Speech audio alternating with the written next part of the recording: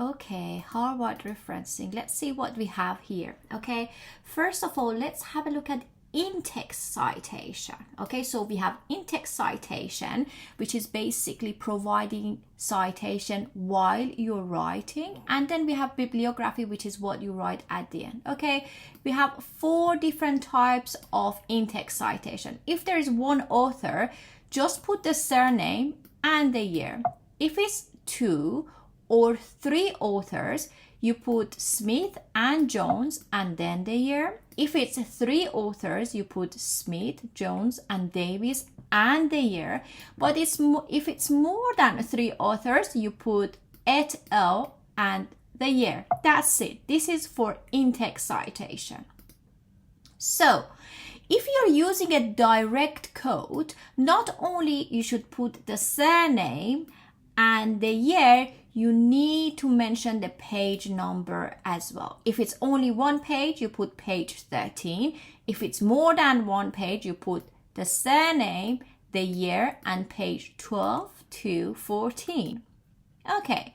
When you want to use a quote, but you can't access the original source, you can cite it indirectly. Okay, so this has been written by Smith, but you don't have access to Smith article, and this was mentioned in Davis article. Okay, so you can say Smith in 1995 as cited by Davis in 2005 divides the process into 4 steps. Okay, this is very important, and lots of students are actually using indirect quotes, so it's really important to understand what's happening here.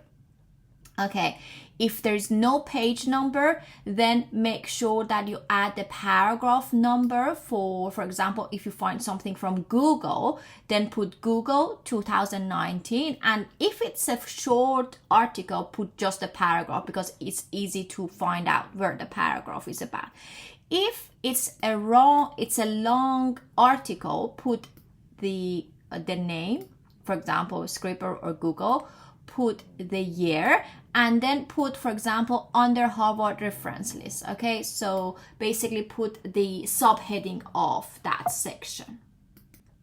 Okay, then that's it with in-text citation. Okay, then at the end you need to provide bibliography. Remember, you can have books, you can have articles, you can have magazines, so I'm going to go through each of these with you.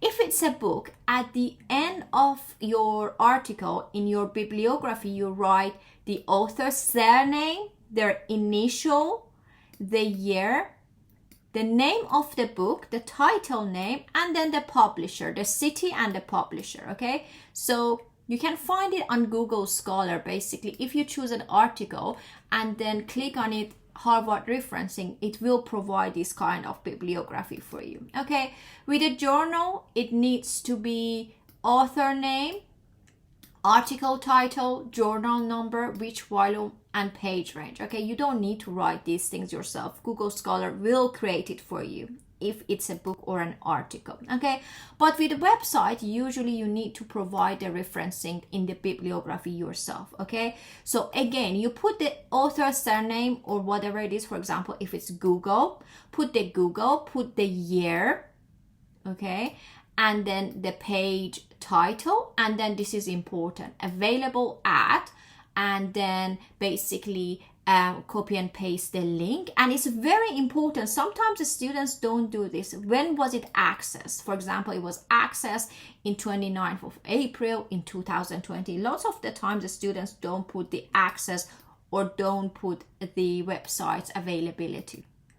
Okay, if it's a media, for example, it's a movie. Okay, again, a surname, the title, and then the institution, the city, and where is it available at, and when was it accessed. Again, the same. Okay, and then for newspaper articles, surname, newspaper names, their date, their page, what is it available at, and when was it accessed. Okay, so remember, there is a difference between bibliography and a reference list. In a reference list, you're only listing the resources that you have used in your basically article, whereas with bibliography, even if there is an article that you haven't mentioned in your text, but you have read it to give you more information, such as essential books, you will include them in your bibliography. Okay,